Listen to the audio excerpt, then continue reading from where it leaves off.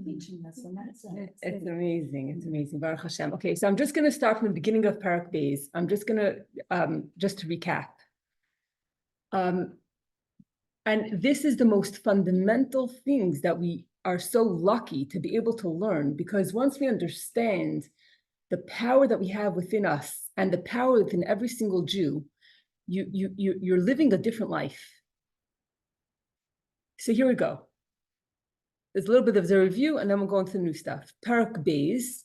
So the second chapter, always, what is the second chapter of Tanya talking about? It's talking about the second soul. We have an animal soul, we have a godly soul. And why it's called the second soul is because it's developed, it comes in fully at a bar bas mitzvah. And it's the second soul because it's not what you see on the surface. You have to dig, like you're digging for a well to find it. The Nefesh Hashenis B'Yisrael, the second soul of a Jew, it's an actual piece of God. We explained last time what that means. Doesn't mean they take God and we chop it up into pieces. Rather, it means that everything in this world is a creation that God created, that God created, while a neshama is part of the creator. And therefore, we are unlimited. And thanks so much for that meme. That was Mindy. That was Mindy. Yeah. Oh, thank you. Thank you for the meme. That we're not just a creation, but we're part of the creator.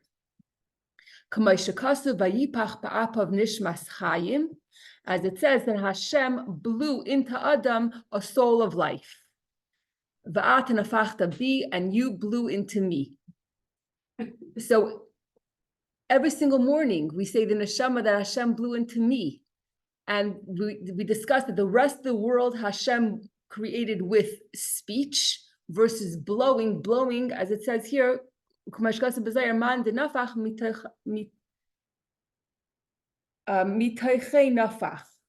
our sages say that unlike speaking, which uses very little energy and effort, one who blows from within.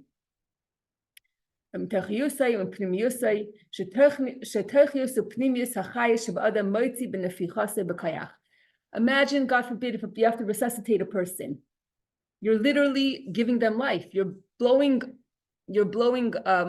air from yourself into them to actually revive them. And that's what Hashem did for us. That's where our neshama is actually coming from the innermost part of Hashem. So that was a beautiful analogy that we gave, that everything else is with speech and we're coming from Hashem's breath. Hashem blew into Adam this soul, and our Jewish souls come from this original soul that was blown into Adam Arishain.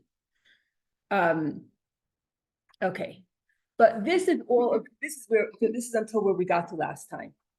But this is not the full picture. There's so much more depth.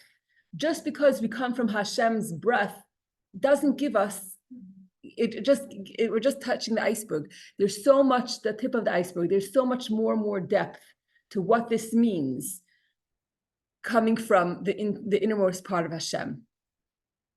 Okay, so here we're learning new stuff from here.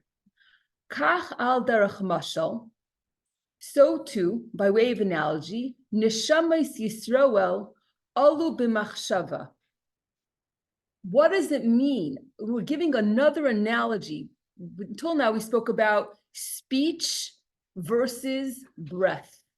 Now we're having another analogy, and we're saying that we are compared to Hashem's firstborn child. There's an analogy here of a parent-child relationship that's going to explain to us the power of our neshama and where our neshama comes from. We're going to understand it through a parent-child relationship. So, Kach derech mashal neshamas Yisroel alu b'machshava. The souls of Jewish people came up in Hashem's thought. Kidechsiv, as it says, B'ni b'chayri Yisroel, My children are the firstborn. The Yidden are my firstborn children. Banim atem la'Hashem Elokechem. You are children to Hashem, your God. Okay. So let's take this slowly.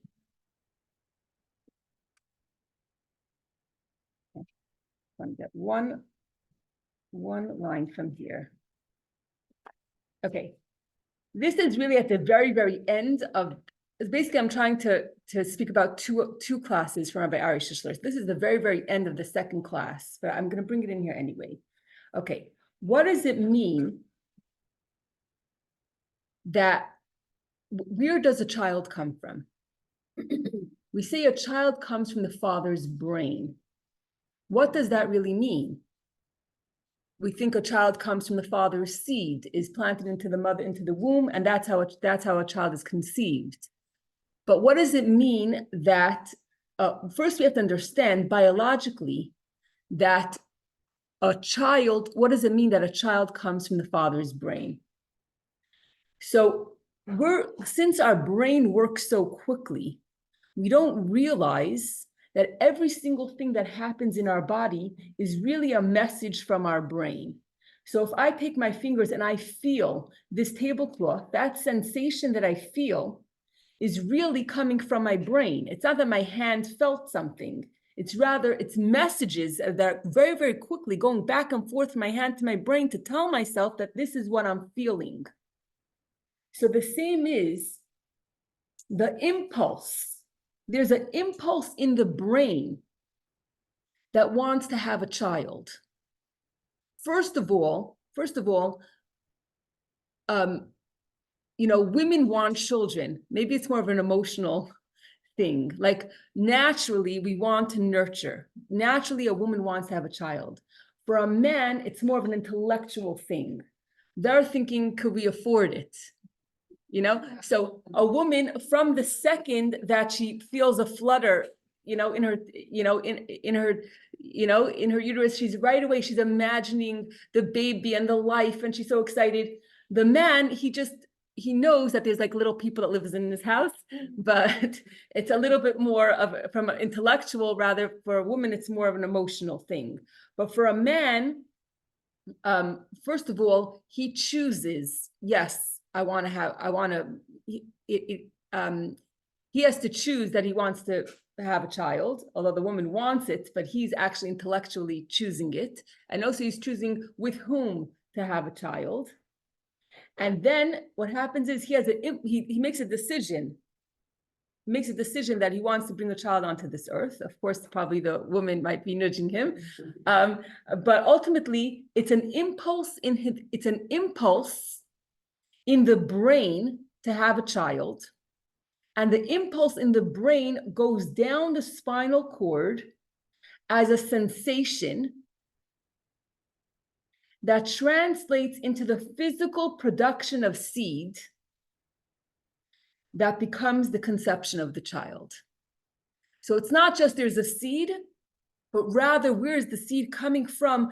All sensations and all impulses and the desire, all of that is originating in the brain, and we sometimes forget about that. It's not just an impulse, but the impulse came from somewhere. So it's very important to understand that a child actually originates from not just a random impulse or just a seed, but rather where does that seed come from? Rather, it all originates biologically from the father's brain. So this is a very important thing. And then from the father's brain comes the desire for the child, the impulse, the seed, and then ultimately this seed develops in the womb until what do you have? Until you have the fingernails, after 9 months, until you have the fingernails of the baby. Welcome. So this entire process and every part of this analogy, from the impulse in the brain until the toenail of the new baby, all of that, every single part of the mashal is true when we're talking about our neshama, where our neshama comes from. So let's take the first part of the mashal. The first part of the mashal says that the child in this case is the neshama. The child comes from the father's brain. We have to know that our neshama comes from Hashem's brain, from Hashem's mind. What's the difference between your mind, your thoughts, versus your speech? So some people have a hobby that they like to go to the mall or anywhere, and it's called people watching. You sit on a bench and you watch people, and even if you never speak to them, there's a lot that you could tell about the person, from what they look like to how they're walking to their expression on their face. If they ever had an injury, if a person is walking with a cane, or if a person has a cast, you're able to tell. You might not know all the details of what happened, but you're able to tell right now that there was an injury, or that there's something happened, or so there's a lot you could tell just by watching a person. Now, what if you go into have a conversation with them? That's another higher level, where although speech, there's plenty you could hide. We were talking about this shidduchim, like you could ask for a you could ask for a reference, and they could say, oh, the person is absolutely perfect, and there's a lot that you could hide with speech. But then there's something way deeper than speech, and that is thought. And we don't know what someone else is thinking, thank God, right? That's our private special space. Maybe someone who's very, very close to you, maybe they could, guess what you're thinking, but ultimately your thoughts speech is outside and thoughts is inside. So just like we said with the first mashal, speech versus breath, and we said speech is outside versus breath is coming from inside, the same thing on our neshama, Jewish soul, what makes us Jewish, is coming from the inside of Hashem, from Hashem's thoughts. Now, just like you're very, very close to your thoughts, Hashem is very, very close. Not only is Hashem close to his thoughts, but rather Hashem is one with his thoughts, which is not something that we could comprehend.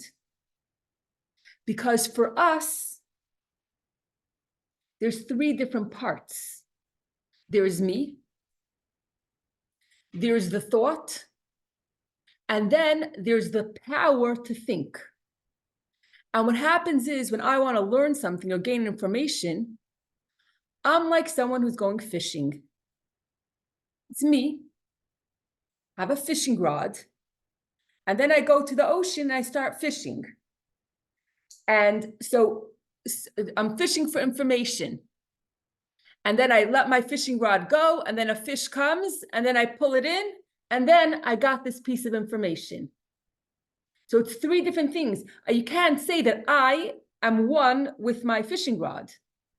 Maybe if you want to write a poem about it, but make very flowery. If someone's very into, very into fishing, maybe you can make a poem about it, how you're so one with the fishing rod. But in reality, at the end of the day, I pack up my fishing rod and I go home, and then I could go do something else.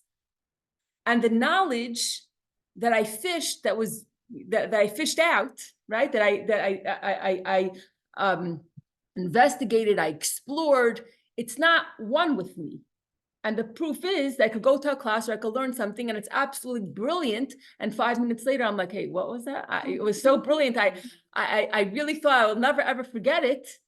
And then I was like, hey, I don't even know what the subject was, or if it's not 5 minutes, 5 hours, right? So what we learn, as amazing, as incredible as it is separate from me, and it's separate from so to me, my ability to acquire knowledge and the knowledge. It's three different things. But by Hashem, it's all one. Now, the Rambam is the one who says this. And the Rambam, he wrote halacha, so he was a legal authority. And a lot of times, a legal authority would not necessarily see eye to eye with the Kabbalists, but rather, and within the Kabbalists, not always do they see eye to eye with each other. There was the Arizal, and then there was Rav Moshe Cordovero, who didn't necessarily see eye to eye. Moshe Cordovero came first, and before his passing, we discussed this last time. He said that after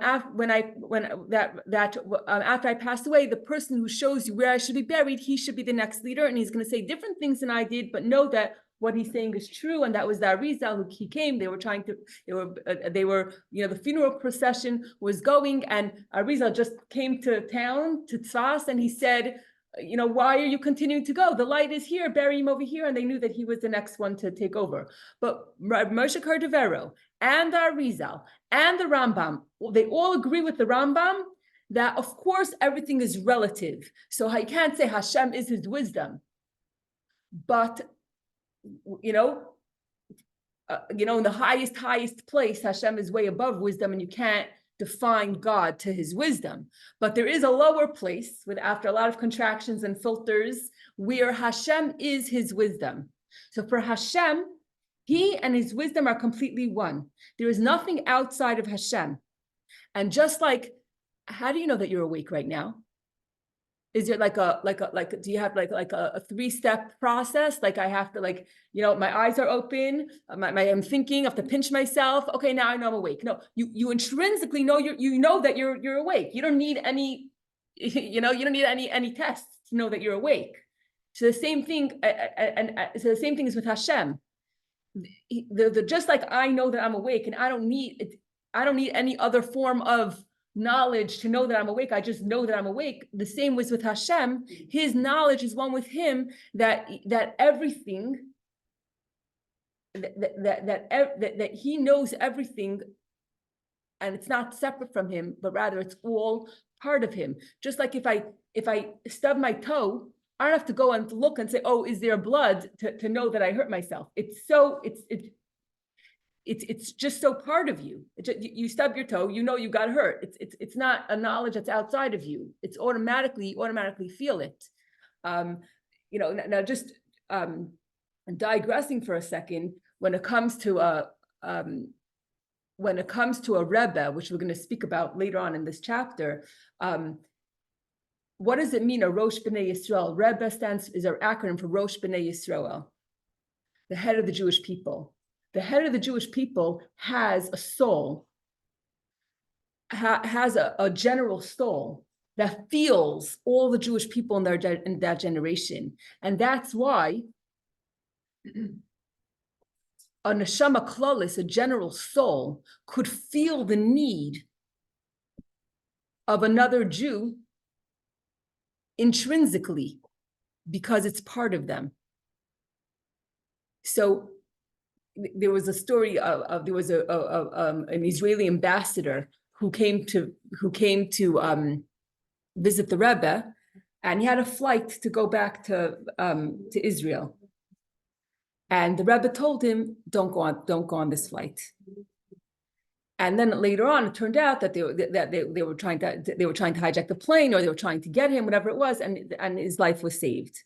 So after, he said to the Rebbe, well, if you knew that there was a danger on this plane, why didn't you tell me? He said, I didn't know. I just felt that you shouldn't be on the plane, on that plane. Just like your body has a sensation, or your body feels something. That's how, and it's just part of you, and you don't need an outside person. If a person is afraid, and they have adrenaline, and their palms are sweating, and they don't need an outside information. Hey, I think you're scared. You automatically feel it in every part of your being. It's not a separate. It's not, there's me and then there's my fear. It's just part of you. So the same thing, Hashem and his thoughts are one. The fact, it's not that he needs outside information. He has to go to a textbook to get information to understand something, but rather everything. Him, Hashem, the knower, the known, and the power to know is all him, and it's not something that we could understand because Him. Why do you go with him? When you say Hashem, yeah. Okay. So see everything else that's in our life we could imagine and distort things a little bit to an extent, but it all has to be based on something that we already know. For example, an alien or a monster, right? So you can make a monster with 3 eyes. You can make a monster with 3 hands. We already have hands. You already have eyes. So you want to add one more, one less, one eye. Because you're playing with what your previous knowledge. But there is nothing in our world that we could use as an example to understand that Hashem and his wisdom and the power to know are all one. But one thing we do know is that we could just parrot it, we could just say it, but we don't really know what it means because our thoughts are not like Hashem's thoughts. Impossible. There's no comparison. The only thing that is the same is that our thoughts are part of us, are inside of us and part of us, and Hashem's thoughts are inside of him, whatever that means. And our neshama comes from Hashem's thought, while the rest of the world comes from Hashem's speech. So you can't compare a sentence that I say to a thought that I'm thinking that no one else is able to access, right? So a neshama comes from our neshama comes from Hashem's thought, and not just any thought, but alu b'machshava means it rose up in his thought. What does that mean? I could have thoughts, but then I could have an original thought. That from this original thought, many other millions of other thoughts will come after. Like the Father. It's like the Father. Yes. The original thought, that from it comes all the other thoughts. That is where the neshama comes from. So what happened? What was the original thought? I'll explain. What does it mean, the original thought? Original thought means like this. Before there was a world, just Hashem, it rose up in his thought, the Jewish people, the Jewish soul. This thought of creating Jewish souls was the original thought. As a matter of fact, there were 2 original thoughts. How do we know this? Because in the Torah it says, Bereshis bara Elokim. In the beginning Hashem created, and the base is actually bigger than the rest of the word. And it's because it says Beis Rashis. There are 2 Rashis, there are 2 beginning thoughts. There are 2 thoughts that arose, 2 original thoughts that arose in God's mind. And they're both called Rashis. Rashis Chachma, Yiras Hashem. Rashis Chachma, Rashis is Torah. And then it says that Rashis Tavua, the beginning of the crop, that is referred to the Jewish people. So when you have crop, when you're going to harvest your crop, I'm sorry, the Rashis is the beginning of the harvest. When you're harvesting crop, it didn't just come from nowhere. You want to harvest is that, hey, there's a whole lot of work to get to that place of harvest, right? So the neshama is, that's the harvest. But the original thought that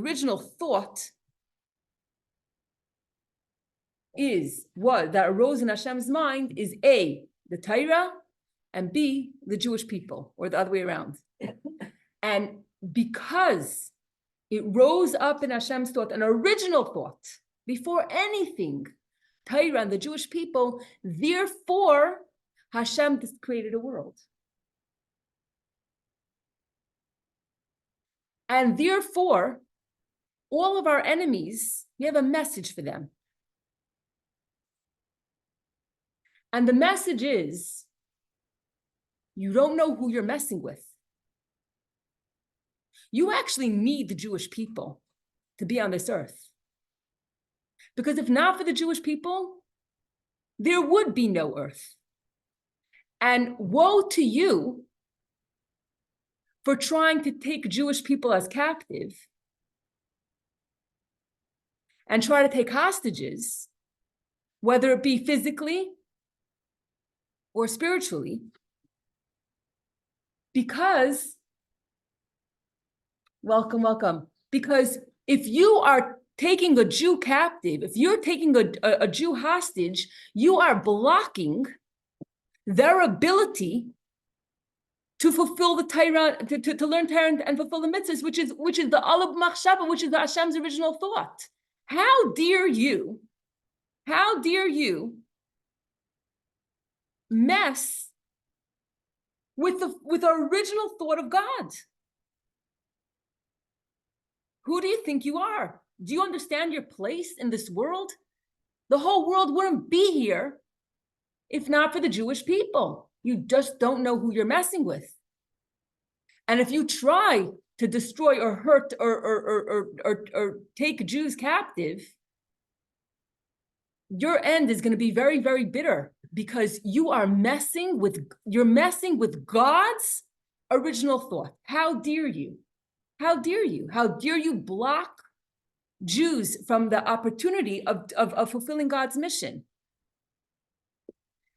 And I just have to say that after yesterday's class, we were talking about midas, and I came home and I was like, I have no idea what I just said. That was very humbling. I was like completely lost. And then after learning this, maybe I'm getting one drop. And that is, what does it mean? Fix your midas. What in the world are we talking about? Right? We said that in class, let's give examples of and I was like, I have no clue. I mean, I never even, I was so busy, like who has time to stop and think about, rectifying, fixing midas? We have cooking and shopping and laundry. I mean, who has time for this? Learning, right? But okay, so learning, fine. Okay, so we that much we understand. Okay, we have to learn, but now I have to fix midas. I mean, that's another whole thing. Learning is easy compared to fixing midas. But if all of us, so sometimes you have to work backwards. If you have to first know your goal, and then you can work backwards to get it. So if we understand that we have a soul, and this soul originates from the original thought of God, and then we're in this world, and people annoy us, and we want to get angry, and we're so overwhelmed by a million things, and we're lost.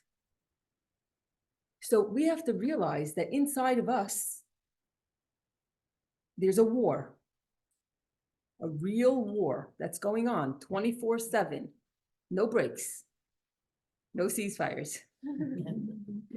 And we have the IDF soldiers, and then we have Hamas soldiers, whatever fighters inside of us.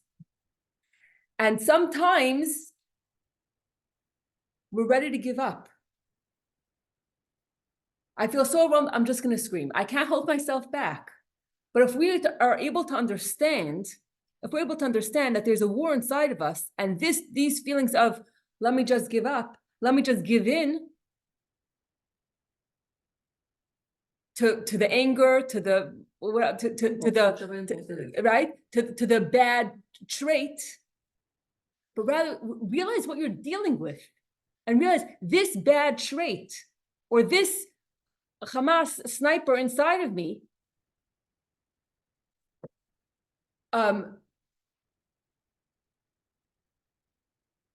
is blocking me from serving Hashem. How dare talk to your anger and say, how dare you interfere with my service of Hashem? And I'm not going to give in to you. And the more, and I, just because yesterday I screamed or yesterday I fell, I'm not going to give in. I'm not going to give in. You see the news, you see Netanyahu, and he's saying, I am not, the Philadelphia corridor, I'm not giving that up. I don't care what. You have to have boundaries somewhere and say, I'm not giving in. I'm not giving in. You think if you're going to terrorize me, then there'll be more concessions. No more concessions. No more concessions. How dare you, or how dare anybody try to interfere with what was all of machshava, with God's original thought, which was Yidden and Torah. Anything that's coming to interfere with us fulfilling Hashem's Torah, we have to eradicate. You have to eradicate, and it has no place. Has no place. Go ahead. Yeah. Okay, so you're dividing it into animal soul, like the bad middos is coming from the animal soul, the power to overcome is coming from the neshama, right? But then we were saying yesterday you added like another layer of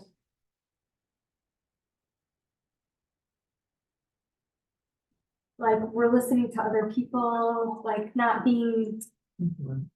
Yeah. So where does that come in this influence? Meaning we have our own unique avoda. Every single person's neshama is unique, and everyone's character defects and character assets and strengths and whatever is their own journey. That's what we're trying to say. So if we're trying to be like other people, then we're not tuning into our own unique neshama path. I think it's If all we're just true. giving in and It's another distraction from your work. It's another Yeah. sniper inside of you. interesting. It's an outside force That's the word, outside force, yeah, That's any exactly other your influences, struggle. whichever, from inside, from outside, whatever it is. Yeah. It's all distracting you from your. Right. Excellent. Yeah. Excellent. Yeah. So we have distractions from inside, we have distractions from outside, we have influences inside, we have influences outside. But we always have to go back to the drawing board. Always have to go back to the drawing board and say, the original thought of God is two things. It's the Jews, the neshama, the Jewish neshama, and Torah. That is the priority. That is the priority. And anything that is blocking that has to get kicked out and destroyed. It's not just a war that's happening in Israel. It's a war that's happening inside of us. And you know what? Just like your blood is boiling and you're like, I can't wait for them to get their hands on and destroy. Guess what? You also have what to destroy. We have things inside of us that are blocking us, whether it be negative traits, and with the same passion that you wish that you could get your hands on the terrorists and get rid of them and get free. Just like you want to free, there's one thing you could do is bring Mashiach and free hostages, right? Guess what? Your neshama is taken hostage sometimes. And the only person that could free it is yourself. Another meeting coming up.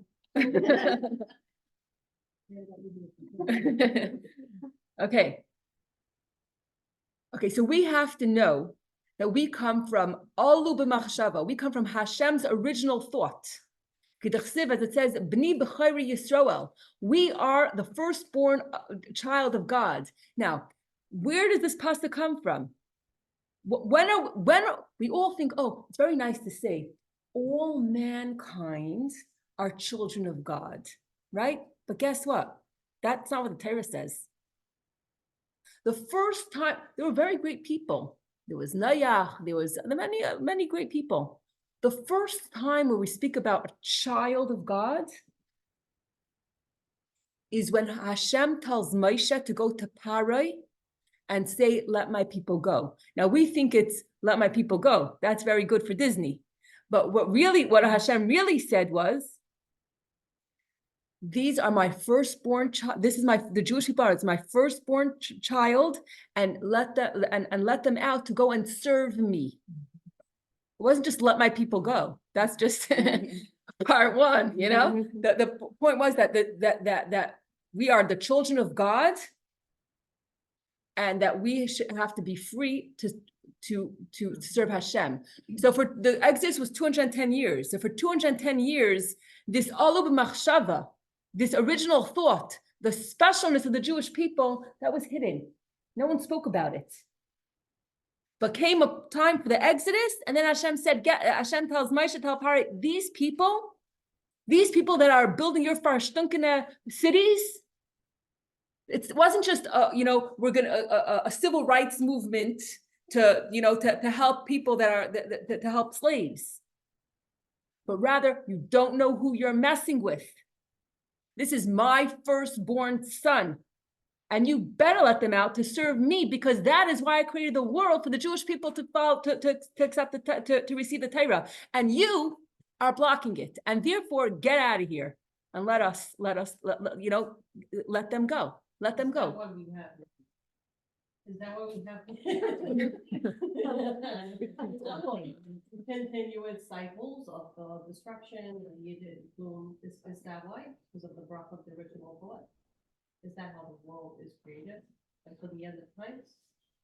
Where the Goyim come in, and then we see this cycle. We see this cycle again and again. We see this cycle again and again. And just like we see this cycle every single minute of every single day inside of us, it's a constant battle. And what Mashiach is that once Mashiach comes, the final redemption then will eradicate evil forever from this earth, and there won't be another enemy. Okay. So it says B'ni B'chari Yisrael, and it says Banim Atem LaHashem Alekechem. We see this concept of being children of God in Moshe's last speech to the Jewish people. He also says, you are children of Hashem. Pirush, what does it mean? What does it mean? So we're saying that just, you want to understand, okay, we said that a soul comes from God's breath, but you want to understand more, deeper layers. What does that mean? So we're saying that the parent-child relationship, it's not just a parent loves their child. No matter what they do, they'll always embrace them. Sometimes the love is so revealed, and sometimes you want to pull their hair because you're so angry at them because whatever, but never, even despite whatever they did, you're still going to always love them. Being Hashem's child doesn't just mean that no matter how much we mess up, Hashem will always take us back and love us. There's so much more depth to this analogy of being Hashem's child. It's not just the love that Hashem will always forgive us for whatever we do, but rather, what does it mean? Ki kamaisha ben nimshach mayach. Just like a son comes from, where does it come from? From the brain of the father. Like we explained, that everything comes from the brain. It's not just a seed that's implanted in the woman and boom, there's a baby, but rather the passion, the desire, the impulse, everything originates in the brain. Kach kivyachol, so too, so to speak, nishmas kolish Yisrael, the soul of every single Jew, nimshacha, it's rooted, it comes from mimachshavtai, from the thought, v'chachmasai, and the wisdom, yisbarech, of Hashem. De'iyu chakim, v'la b'chachma,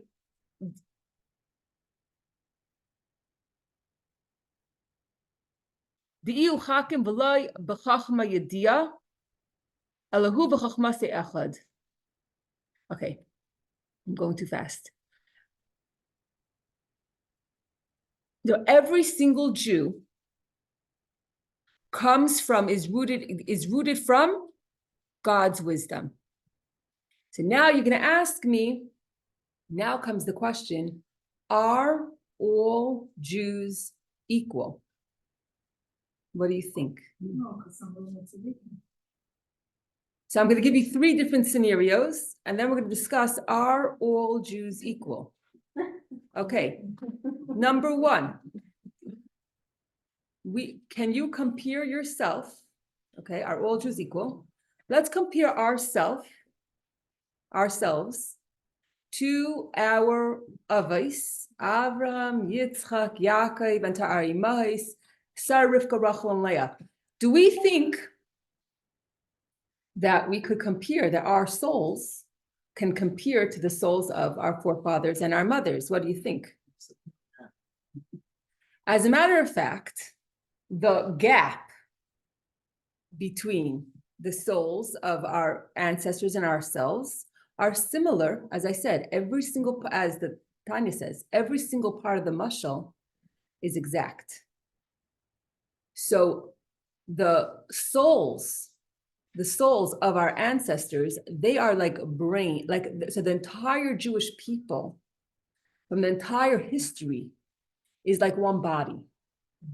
And our ancestors, they are like the brain, their souls are like the brain of the Jewish body. And we are like the heel. Our generation is called the Ikuvusa de Meshifa, the heels, the foot. We're the compared to the heels of the Jewish people. What's the difference between a heel and a brain?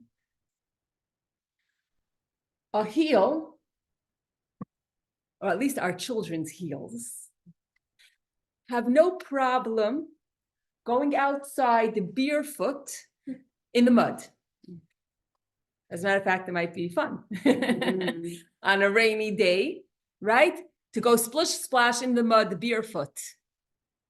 But then you come in and you wash your feet, you put the kid in the bathtub, give him a nice towel, and all the mud is gone. Now imagine a person is in the middle of brain surgery and a speck of dust falls into the brain. That's another whole story. That's very, very dangerous. That's life-threatening for a speck of dust to fall into the brain, right? So the heel is very desensitized to spirituality and to godliness, while the brain is super, super sensitive. So we have the souls of our forefathers and we have the heel souls. That's if you take all the generations in history together. Now, if you look at just our generation, okay, that's a little bit more fear. Okay, we'll compare apples to apples, right? So within our generation, there are tzaddikim. And then there's kal shabakalim, or there are amei haaretz. What does it mean, amei haaretz?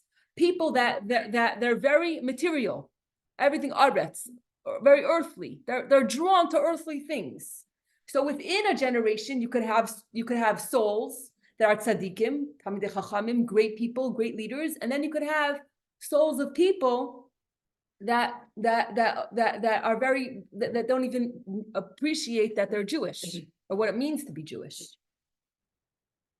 And then we're not done. Within ourselves, there are different levels of soul. There's nefesh, ruach, and neshama. Nefesh is the nefesh gives us the ability to do physical action. The ruach is where we have our emotions for God, and the neshama is where we have the ability to understand as much as we could of godliness. So even within ourselves, we have parts of our soul that are brain-like and parts of our soul that are heel-like. So are all Jewish souls equal? What do you think? They're equally loved by Hashem. Okay. So, as Bela said,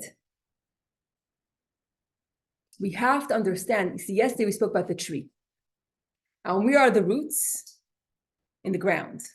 Now, take the tree, visualize the tree, and turn it upside down. Now, the roots now are up there. Okay?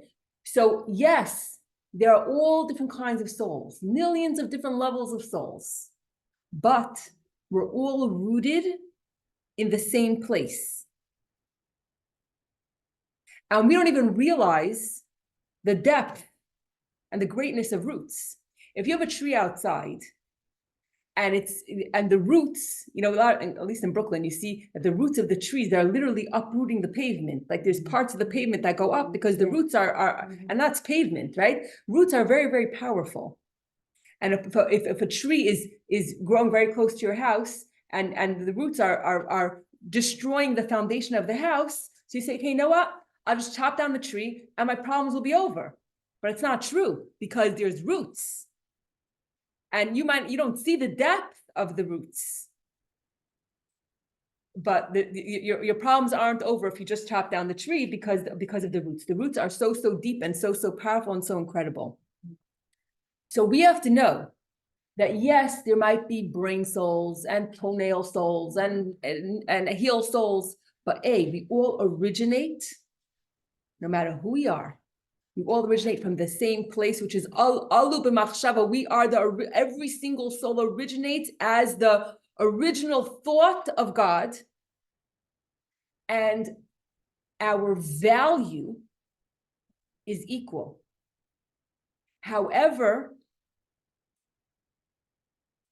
we don't always appreciate the value of every soul in the same way, because some of us are just like the brain.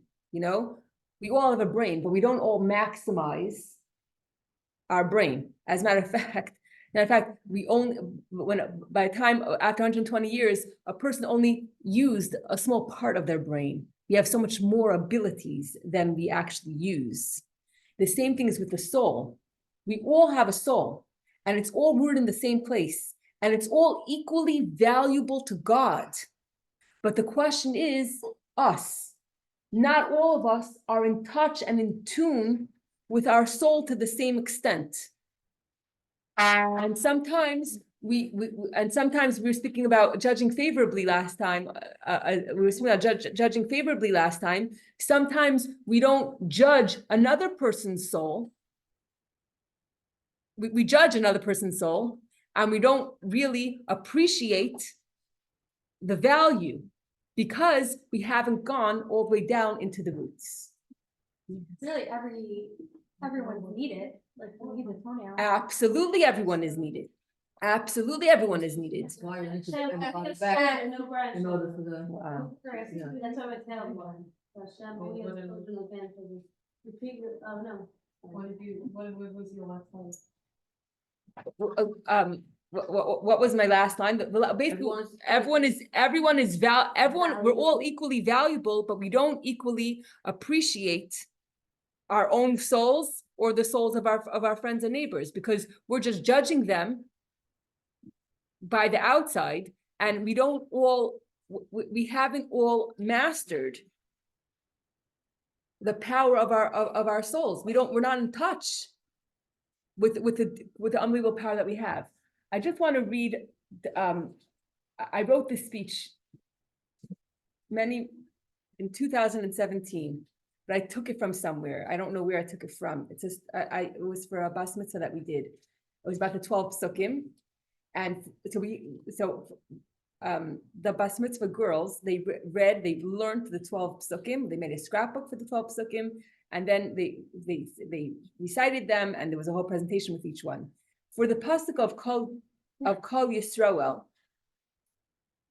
this was I'm reading from a part of a speech that I took from the story from someone else. It says, Kol Yisroel, you are precious. We were each created by God, and like a gardener who cares for each flower, God takes pride in each of us. Okay. Therefore, we present Haley and Carly with a flower. They were presented with 12 different things. Okay, story. Title is Value Your Life. A little boy went to his grandfather and asked him, what is the value of life?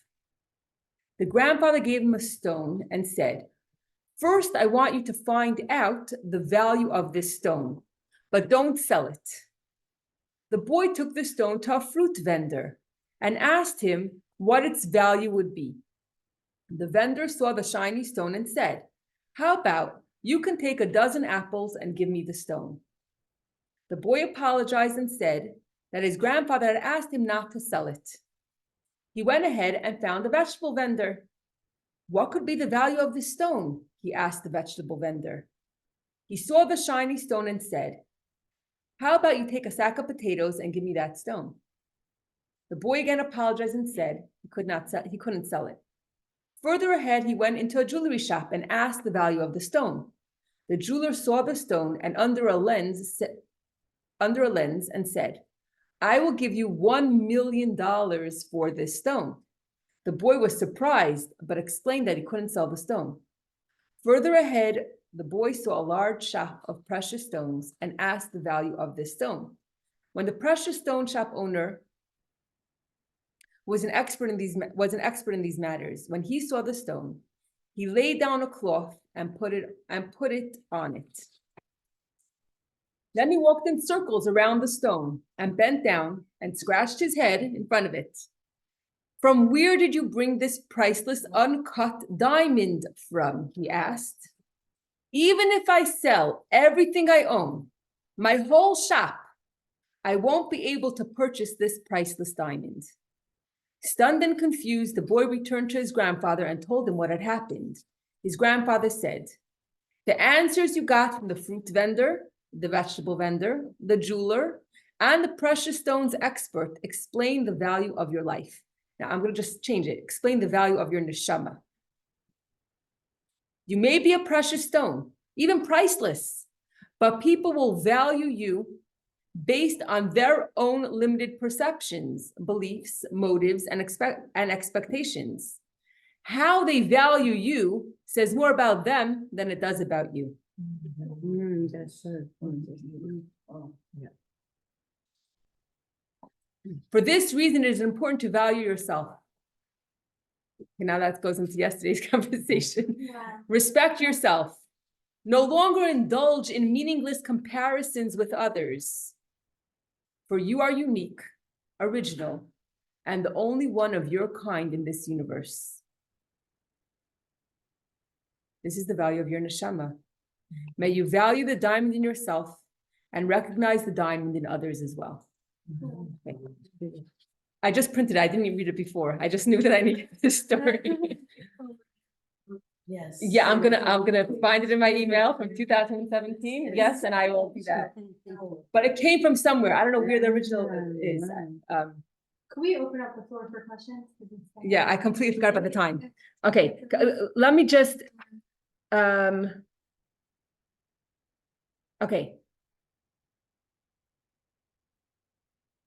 Okay, everything that I said is in Hebrew, in the Tanya.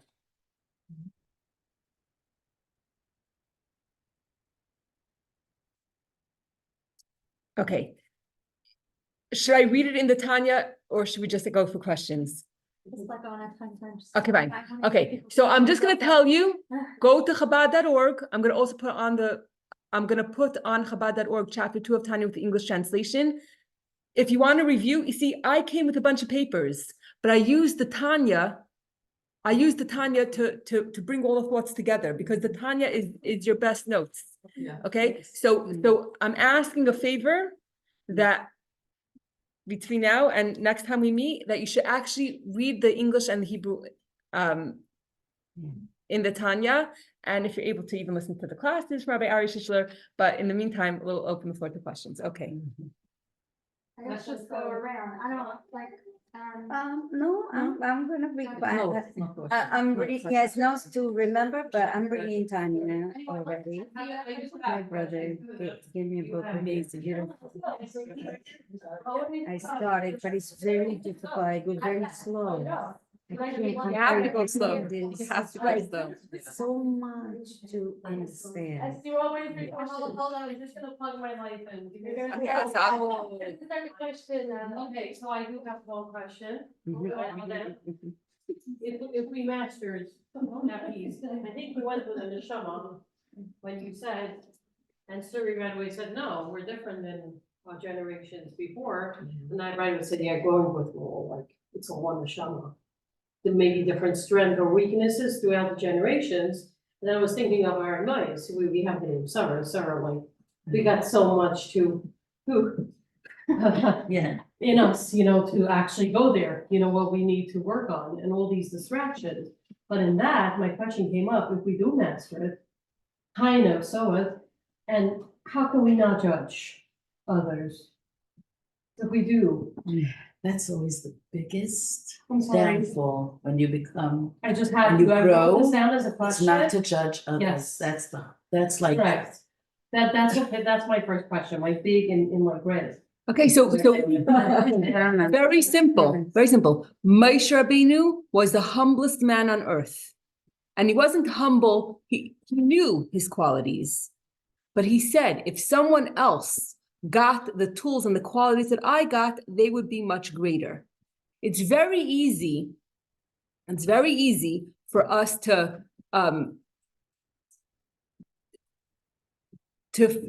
say, you know what, I'm a good Jew, I'm religious, I do as much Torah mitzvahs as I can, I learn, I'm good. I'm good. But, and then the next person, I could judge them and say, oh, look at them. But did they have the same upbringing as you? No, I. Did they have the same opportunities as you? You're not getting to my question. Okay, what's your question? My question is more, if I worked on certain things, certain levels, and there's a person in the room that really triggers me. I feel like, why couldn't they have done something? Or I know they did something really bad, and I will judge them. Because I've worked on certain things, it should be the opposite. I shouldn't be judging them, but I am. My question is that. How But can I not judge? You understand my But we have no idea. Judgmental? Yeah, my question is, if I mastered something, one particular aspect that I So they mastered. messed with something else. They have the journey, you have your journey. Right, but we live together, right? We're souls. So how can I? You not- love your job to be easier, they should change also, so you are not gonna be triggered. No, I would not love. I know that when that happens, it's a mirror back to me. I get that piece. But why? It's simple. If I mastered, why do I have a tendency, yes, to judge? Why do I judge? The more I work on something, I find myself, my judgment or I'm a judge gets larger. I share Versus smaller. Absolutely. That's what from I'm my own saying. experience. Okay, now I'm passing this around and sheer over here so that other people could, Oh, man. yeah. Putting us on, she's putting me on the spot. I don't know. Don't look at it, just look at her. Okay, basically, I found that in order, if you believe something's right and you wanna upkeep your beliefs in something, then it comes with judgment.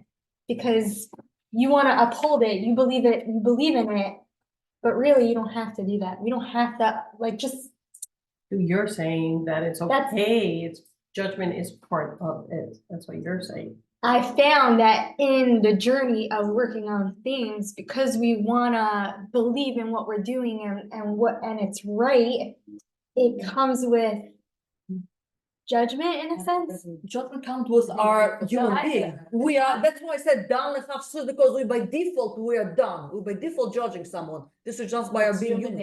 Human nature, we're always judging. So when you grow, your judgment goes along with it. I think judgment is a middle, like. And we have to use it either to serve Hashem or to serve ourselves. Level of. We have to use it to serve Hashem. Yes. Not either, but we tend to use serve it, Yes. yeah, because we're human. Yes. But yeah, it's a natural tendency.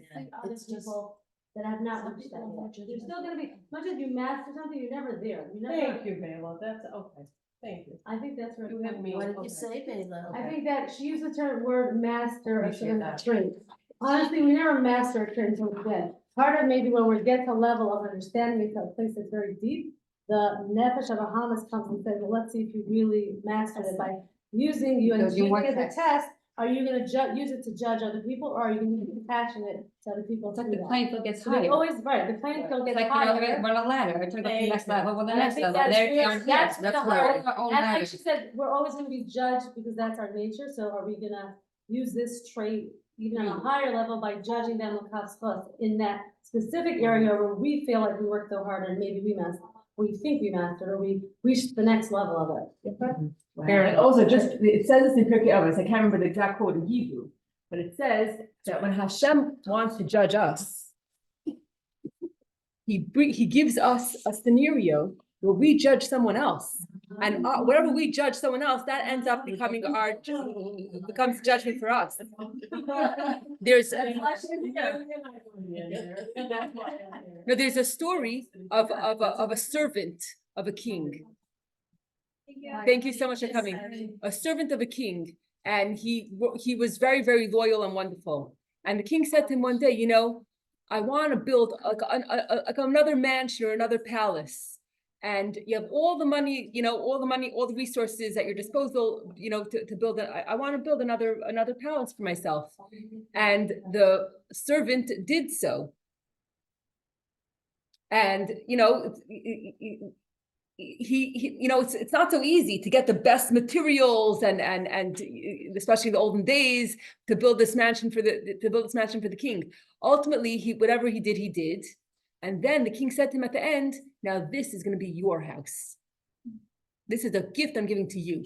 The more he invested in the house, the more pretty he made the house for Hashem, for the king. It ended up it ended up being his home. So sometimes we judge someone else, and then God says, "Oh, if that's how you feel, okay." I mean, that's one of the explanations in Pirkei Avos for one of the verses that it says din v'cheshbon. It says din v'cheshbon. When Hashem has to make a calculation for us, it says din first, because Hashem first would see how we're judging, and then that's how Hashem makes calculations for us. So yeah, go ahead. Question about you said neshama comes from Hashem. Hashem thought, and if so, then why some Jewish people could turn to be really ugly in their soul, and overpower another Jewish people, another person, with their intensity of badness and not good. So obviously their soul was taken hostage. Their soul is in So how can it captivity. be? Because the evil has it locked up in jail. It can't express itself. And the more mitzvahs we do, the more we give an opportunity for the soul to express itself. And that's why the Chabad approach is: you meet someone, you meet someone, give an opportunity to put on tefillin, give an opportunity to light Shabbos candles. Because the second they do a mitzvah, automatically it releases the soul. It releases the soul. But there are some souls Some souls cannot move from their, like I said, in captivity, but they cannot rise up to what the potential that could have been in their neshama, right? Ultimately, they are rooted in the same place. All souls, the same place with Abraham, Yitzchak, and Yaakov. We're all rooted in the same place. It's just that we haven't developed. So it takes over hostage. Our hijack. Hijack. We're hijacked. Okay. It's very simple. When a person feels overwhelmed or loses control, right? What happens? The amygdala is hijacked. Yes. You see, you see adults acting crazy, Yeah. and you're like, "This is ridiculous behavior." Yes, I right? know, But right. what happens is that the part of the brain is hijacked, and then they don't act normal. So the same thing is with the soul. The Is same it thing is with the soul. possible to see it in their eyes? A person that, obviously, I'm speaking about my ex-husband, right? Is it possible that you could see in their eyes there was a change? Because you know each other for 35 years, that the eyes are not the same as they used to be when you look at them. It's like opaque. Eyes are the windows to the soul. Correct. That kind of thing. I found them to be, this is not the same person I Wow, married. Unbelievable. But it's true, the facial expressions and the eyes, my son, my 6-year-old son, we gave him, the 6-year-old and the 8-year-old, we gave them swimming lessons. Today's the 12th lesson. He already had 11 lessons, and we were in the country for a week.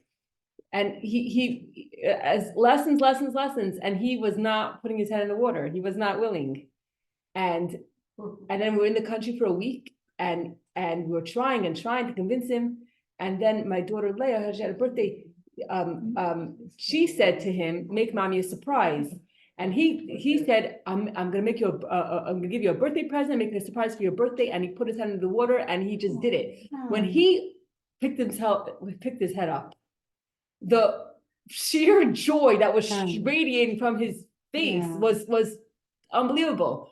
Didn't need words. You actually from, the face So you says so could much, tell something from, and especially if you're perceptive, Very so, perceptive, yeah. so, mhm. It could happen. I have actually one question. Okay, Thank one, you, honey. Clarification. You said yes, that take the computer. The what I wanted to ask is, you said the neshama was it was blown into us, but now you're saying it's part of Hashem's brain, so how is it that it was blown into us, which means it was a breath from Hashem's breath, how's that from his Excellent brain? question.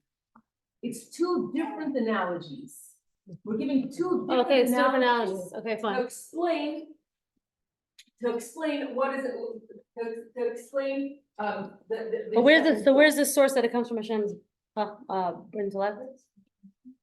So that's in the Tanya. What's the source? What's the Tanya source? It's something that the Tanya. All of them are chocolate. That's like in Torah that the Tanya gets it from. So if you read the Tanya, so it's obviously coming from Kabbalah sources, but all the verses are in here. That God's, should we do it inside? I also, I feel bad. Yeah, you have to go, but it all, everything is in here. Tanya, fine, okay. But the Tanya source is from Kabbalah, because the Alter Rebbe says that the whole Tanya is just a compilation. He's taking it from the Kabbalistic source, but from the Arizal, yeah, it's all there. But so basically, we're discussing two different parables to understand the second soul.